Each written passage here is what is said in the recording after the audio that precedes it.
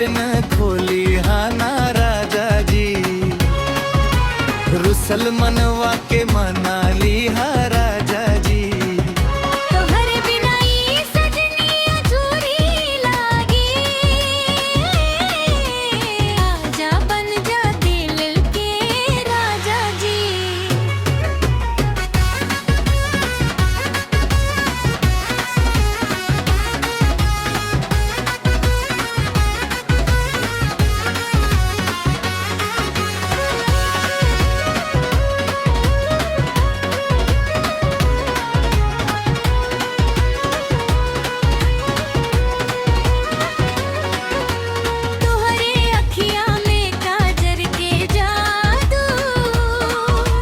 देखते खो गईल बेकाबू,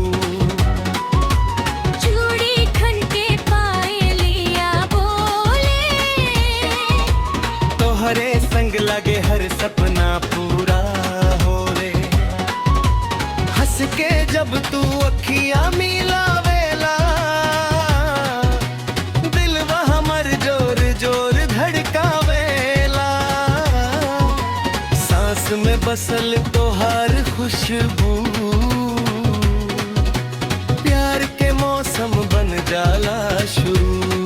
मुखड़ा चोली के बटन खोली हाना राजा जी, धीरे धीरे बोली हाना राजा जी। नाजुक बादिलवा धड़कन बढ़ेला, प्यार से छुएता मुस्की झरेला राजा जी।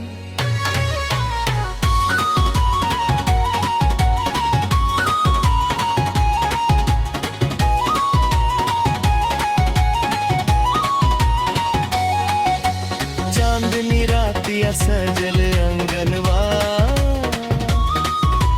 तोहरे संग बीते हर एक पलवा, हाथ में हाथ सपना सजाई, सातों जन्म साथे निभाई।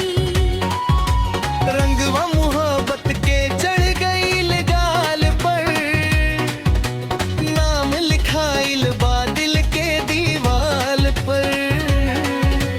तोहरे खातिर सजनी सवर जाई, हर जन्म तोहरे संग निभाई। चोली के बटन खोली हाना राजा जी, प्यार से दिलवा जोड़ी हा राजा जी। रोआ साथी जिंदगी मुस्काई, यही दुआ बा हमार राजा जी।